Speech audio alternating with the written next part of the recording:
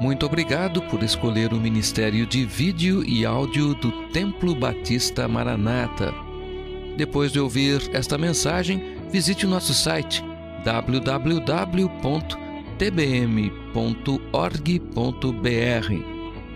A nossa igreja oferece discipulado cristão, instituto bíblico e muitas oportunidades para o seu crescimento espiritual. Que Deus o abençoe. Maranata, ora vem, Senhor Jesus.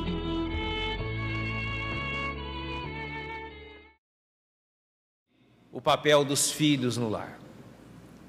O que Deus quer dos filhos? Quando eu falei das mulheres, lendo Efésios capítulo 5, eu disse que o papel da mulher, ela gira em torno da questão que a Bíblia fala sobre submissão. E quarta-feira nós falamos sobre as bênçãos da submissão. E que a submissão, ela é realmente algo praticado por mulheres que esperam em Deus, conforme diz 1 Pedro 3,7. E toda a igreja que tem mulheres que esperam em Deus é uma igreja abençoada.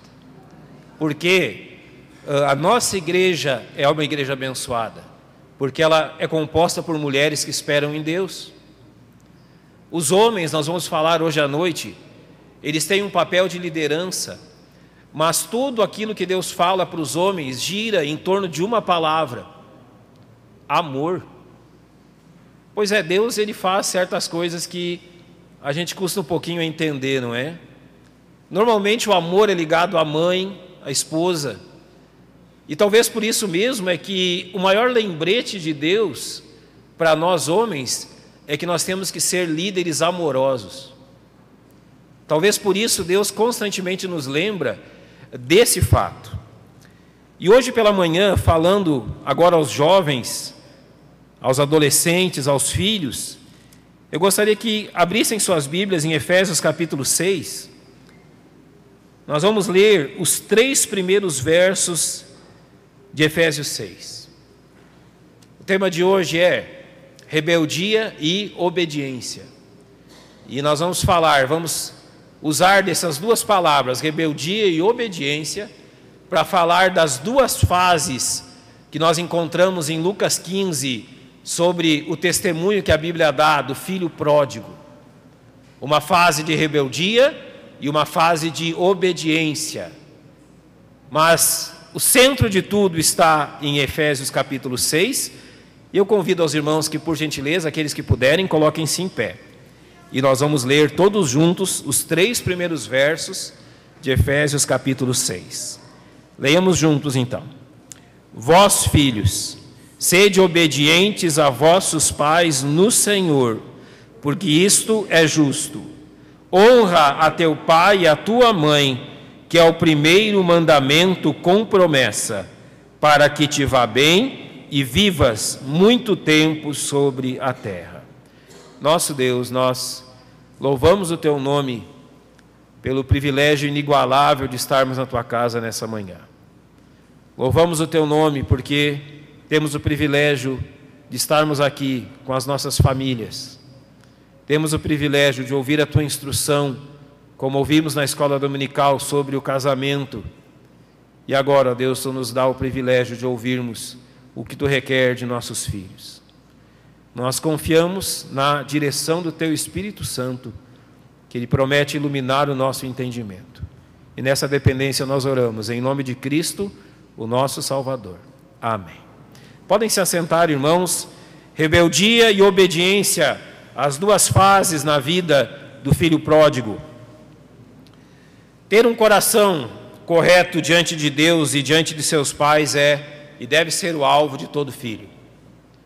Um coração correto diante de Deus leva o filho a ter um coração correto diante dos pais.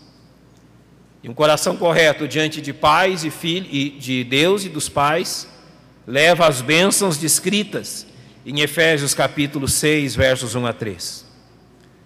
Efésios nos ensina o que fazer quando então nós, como filhos, desejamos agradar a Deus naquilo que Ele quer de nós. E olhando para os filhos, olhando para os jovens e adolescentes da nossa igreja, eu lembro daquilo que Jeremias, ele cita no seu livro, o Senhor envia Jeremias à casa do oleiro. Quantos aqui já estiveram na casa de um oleiro? Já viram um oleiro fabricar um vaso de barro? É maravilhoso, não é?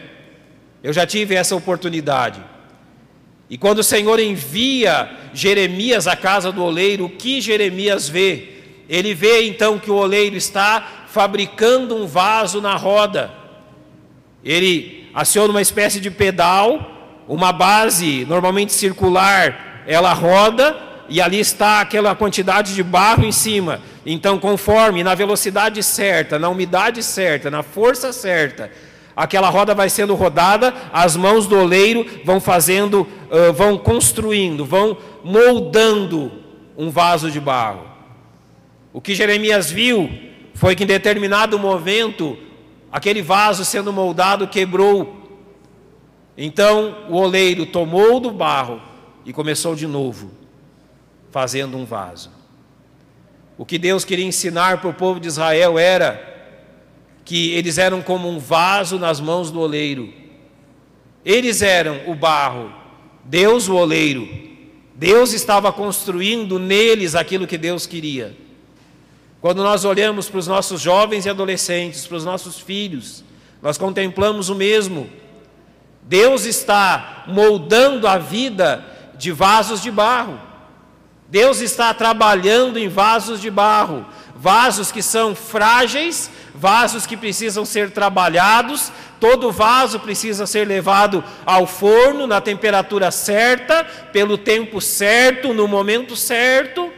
Todo vaso precisa ser tirado as pedras, qualquer galinho que houver no meio do barro, a fim de que quando for ao forno, o vaso não se quebre, não rache, não apresente rachaduras, trincas. E assim é Deus com os nossos filhos. Eles são vasos de barro na mão de um Deus soberano. Deus está os moldando. Eles são realmente vasos sendo moldados, vasos sendo trabalhados pelo nosso Deus. Em Lucas 15, e eu convido que os irmãos tenham esse texto aberto diante dos seus olhos, aquilo que é narrado, aquilo que é descrito em Lucas 15, é exatamente um jovem vaso de barro sendo trabalhado por Deus. Aquele jovem que nós chamamos de filho pródigo, ele é um vaso de barro. Deus está trabalhando o vaso de barro. Em Lucas 15 diz que ele era o mais moço, então ele é um jovem vaso de barro, a qual Deus tem trabalhado, ao qual Deus tem moldado. Esse vaso ainda novo, esse vaso ainda em formação, ele acha que está na hora de já ser usado, mas a história demonstra que Deus ensinou para ele que ainda não era a hora. Ele pensava que já era a hora de ser cheio, mas Deus mostrou o vaso, jovem vaso, ainda não é a hora de ser cheio. E tão linda essa história, e tão cheia realmente de ensinos para a nossa vida, que eu gostaria que você prestasse toda a sua atenção naquilo que é narrado aqui. Em primeiro lugar, o primeiro momento que Lucas 15 fala é o vaso em uma atitude de rebeldia. No verso de número 12 de Lucas 15, há uma expressão ali muito interessante e que revela bem isso. Diz que o mais moço deles disse ao pai: Pai, dá-me a parte dos bens que me pertencem. O jovem vaso achava que já estava no momento de ser cheio.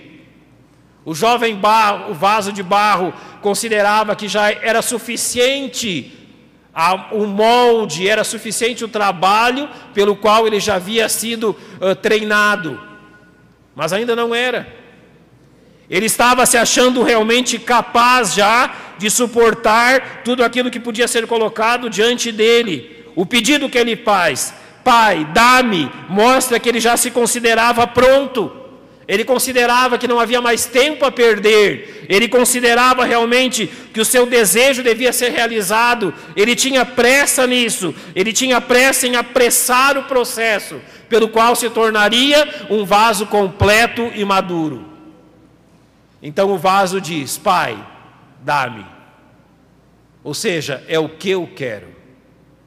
O jovem vaso de barro agora revela o que está dentro do seu coração. Dá-me, eu quero. Eu já estou em condições, eu já estou pronto, eu já estou capacitado para fazer o que eu quero. Notem que a rebeldia do jovem vaso demonstra aquilo que estava no coração dele. E eu falo rebeldia porque a história demonstrará como foi uma atitude de rebeldia quando o coração despreparado do jovem vaso de barro enfrenta lutas que ele não esperava enfrentar. No verso de número 13 está escrito, ou ainda, o verso 12 diz que então o pai reparte por eles a fazenda, e poucos dias depois, o filho mais novo, ajuntando tudo, partiu para uma terra longínqua. Isso era o seu desejo, é isso que ele queria. Ele queria partir para a terra longínqua. Quando ele fez o pedido, pai, dá-me, ele não revelou o seu desejo. Ele manteve escondido no seu coração que o objetivo de receber aquilo que o pai tinha para lhe dar é que então, quando houvesse já nas suas mãos aquilo, ele partiria para uma terra longínqua.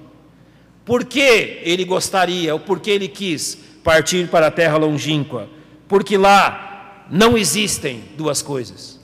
Notem, ele não vai para a terra longínqua pelo que tem na terra longínqua. Ele vai para a terra longínqua pelo que não existe na terra longínqua. E duas coisas não existirão na terra longínqua, duas coisas aquele jovem vaso de barro não terá que enfrentar mais. Na terra longínqua não há vigilância e na terra longínqua não há disciplina. É disso que ele quer fugir. A viagem daquele jovem vaso de barro à terra longínqua não era uma aventura, é uma fuga. Ele não está indo conhecer novos horizontes, ele está fugindo dos seus horizontes. A terra longínqua é atraente por aquilo que ela não tem e não por aquilo que ela apresenta. Lá já não haveria mais vigilância de ninguém sobre ele. Lá já não haveria mais disciplina sobre ele. A embriaguez da independência tomaria conta da alma do jovem vaso de barro. A independência, no momento errado, embriaga. Se perde a noção do que se faz e se perde a noção e a razão das coisas que realmente têm valor. A terra longínqua oferece a embriaguez da independência, que não é uma independência, que é um suicídio. Porque a terra longínqua não é um alvo, sempre será uma fuga. Além disso, a terra longínqua oferece a ilusão da inconsequência. Observe o verso 13. E ali desperdiçou os seus bens, vivendo dissolutamente. Nota então que a partir do momento que ele não está mais com os pais, que ele não está mais no lar, que ele parte para a terra longínqua, ele parte então para desperdiçar os bens irrecuperáveis que ele havia possuído. Entre esses bens irrecuperáveis, o último que eu vou citar são os bens materiais que ele recebeu, porque os bens materiais poderiam ser readquiridos. Mas a ilusão da inconsequência levou aquele jovem vaso de barro a desperdiçar aquilo que é irrecuperável. Ele desperdiçou o seu tempo, ele desperdiçou a força da juventude, ele desperdiçou a saúde da juventude, ele desperdiçou a mente capacitada da juventude, ele desperdiçou a sua honra, ele desperdiçou a sua dignidade.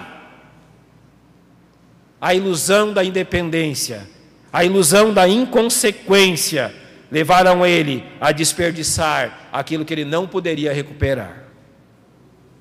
Além disso, a terra longínqua, ela deixa marcas permanentes naquele que foge até ela. Você pode, se um dia fugir à terra longínqua, jovem, até mesmo voltar, mas tenha plena certeza disso, você não voltará o mesmo. Você não voltará como foi.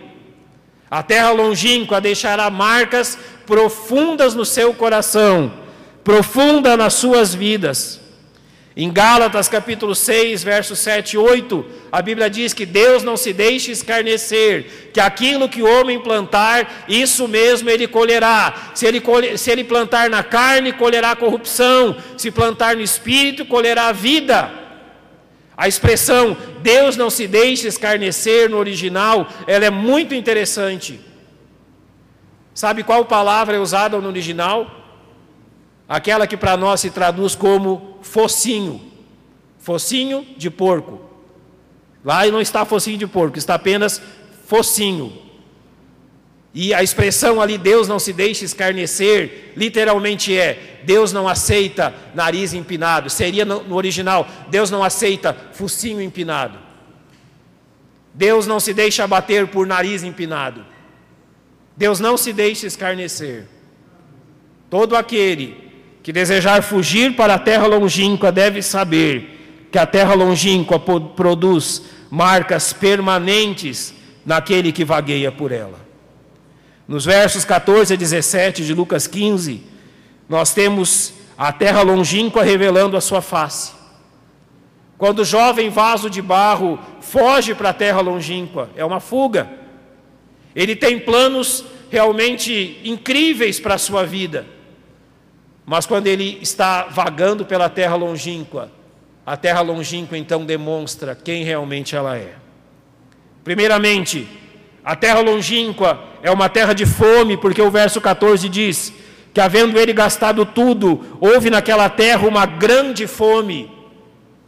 Observe bem, não é que de um momento para outro surgiu fome na terra longínqua, não.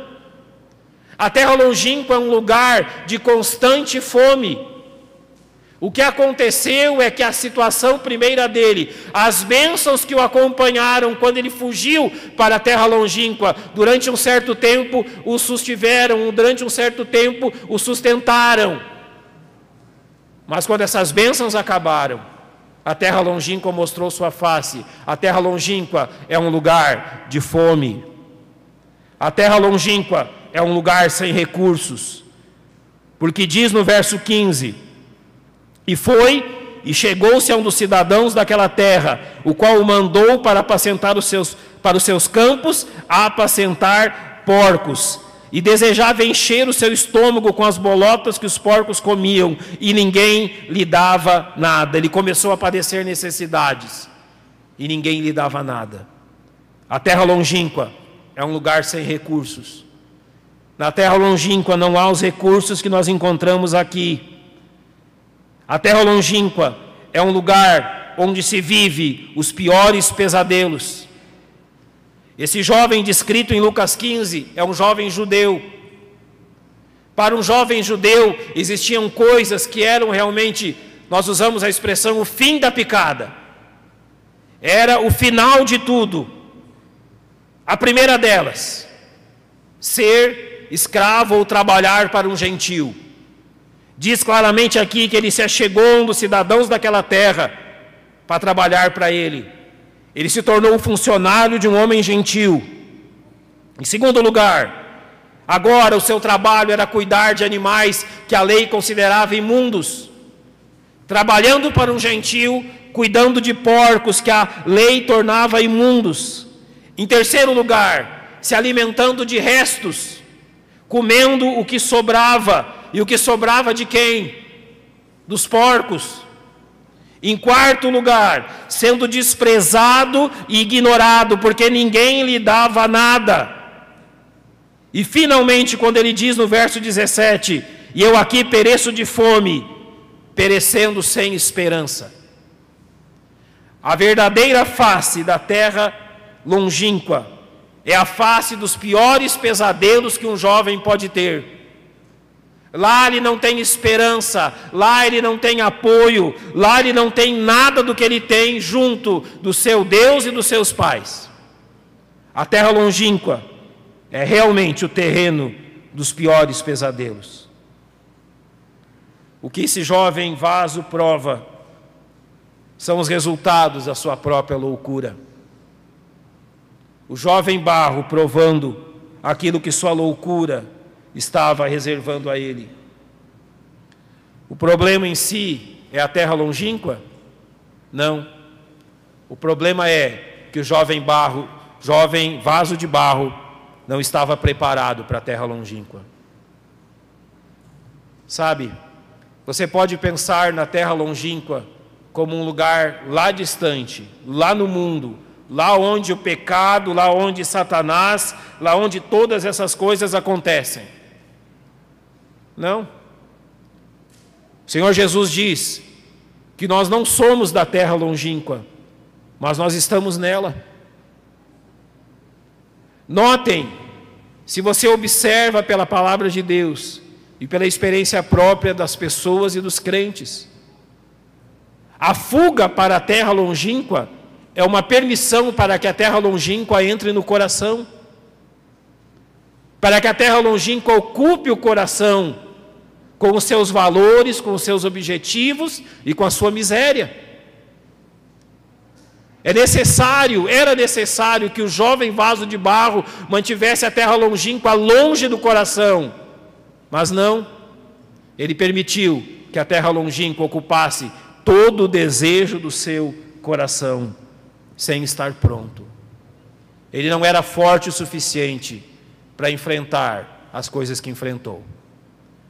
Um jovem vaso de barro, ainda sendo moldado, não pode ser levado para o forno. Um jovem vaso de barro, ainda sendo moldado, não tem a capacidade de enfrentar as lutas da terra longínqua.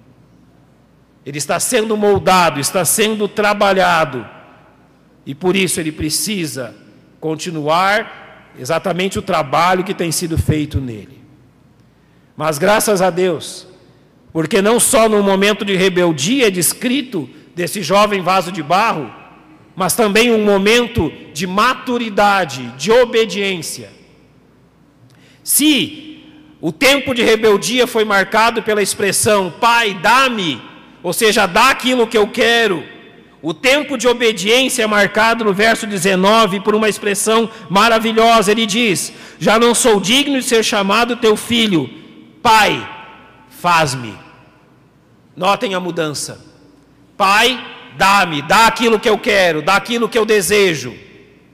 Agora, depois de passar pela terra longínqua, ele diz: Pai, faz-me. Você nota a diferença? Qual era o alvo, qual era o objetivo e como isso realmente mudou? Quando então, despertado da sua embriaguez, o jovem vaso de barro reconhece que precisa continuar a ser mudado. Quão difícil, eu quero dizer em primeiro lugar, é retornar da terra longínqua. O verso 17 diz que, tornando em si, disse: quantos jornaleiros de meu pai têm abundância de pão, e eu aqui pereço de fome. Note então que para retornar da terra longínqua não são suficientes remorsos, soluções passageiras, inúteis, lágrimas, nada disso é capaz de trazer alguém da terra longínqua. Vergonha, orgulho, dureza de coração são aquilo que impedem que muitos voltem da terra longínqua.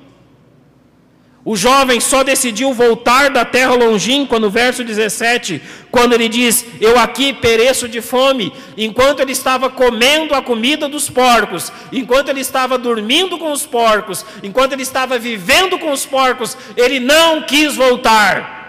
Ele só desejou voltar para o seu pai quando ele viu que iria morrer. Só então ele diz: eu vou voltar para o meu pai. Só então o orgulho dele é quebrado. Só então ele reconhece o quanto ele precisava ainda de ser moldado. E nós temos que dizer então por que ele volta.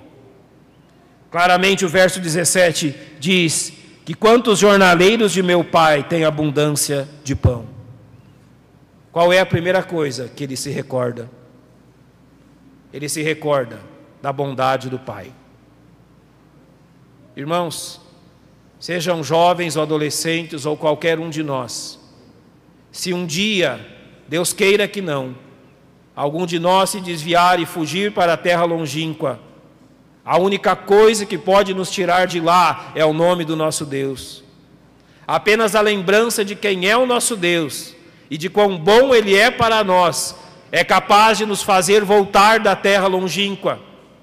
Quando Israel estava no cativeiro, eles não cantavam, eles não se alegravam, eles não achavam motivos para se alegrar no cativeiro.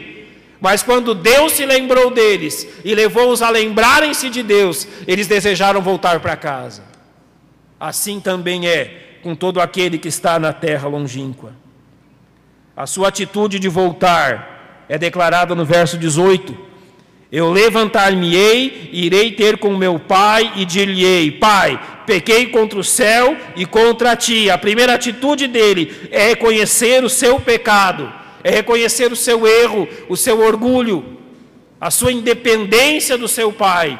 A primeira atitude dele é realmente reconhecer como o seu coração pecaminoso o enganou. E como então ele foi se desviando para a terra longínqua, sem realmente lembrar-se do seu pai. Ele claramente diz: já não sou digno de ser chamado teu filho. Quando ele foi para a terra longínqua, ser filho ou não tinha importância. Quando ele partiu para a terra longínqua, ser filho do seu pai era aquilo que menos importava.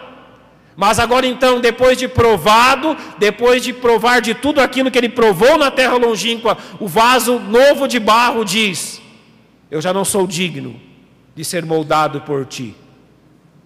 Ele reconhece que ser moldado pelo Pai é um privilégio e ele se humilha. E então ele diz: faze-me como um dos teus jornaleiros. Por que a obediência a Deus e aos pais é tão importante na vida de jovens e adolescentes? Porque eles são vasos sendo moldados. Jeremias, quando cita o vaso do oleiro sendo moldado, ele diz: o vaso, ele não escolhe a sua forma. O vaso, ele não escolhe o momento de ser trabalhado. O barro é barro. Enquanto não for moldado, ele continuará sendo barro, sem vontade, sem escolha. Mas quando então o supremo oleiro o molda, se torna um vaso precioso. Por isso a obediência é tão importante, porque são vasos sendo moldados, vasos sendo trabalhados. Por isso a palavra de Deus tantas vezes nos diz: filhos, obedecei a vossos pais. E isso é extremamente importante que esteja gravado no coração de cada um, que a obediência é necessária sempre, mas principalmente enquanto o vaso é moldado. Eu gostaria que você abrisse a sua Bíblia comigo para nós concluirmos em Provérbios capítulo 1 e depois em Provérbios capítulo 3. Eu quero deixar aos filhos, aos nossos filhos, a lição de Provérbios. No capítulo 1 de Provérbios, versos 8 a 10, assim a palavra de Deus nos diz: filho meu, ouve a instrução de teu pai e não deixes o ensinamento de tua mãe, porque serão como diadema gracioso em tua cabeça e colares ao teu pescoço. Filho meu, se os pecadores procuram te atrair com agrados, não aceite. Filho meu, se os pecadores querem te conduzir à terra longínqua, diga não. Eu não posso ir, eu não tenho direito de ir, eu estou sendo moldado, eu devo obediência a alguém. Eu não tenho como acompanhá-los, eu não tenho como segui-los à terra longínqua. Eu devo contas a alguém que está me moldando. Eu não posso fazer isso.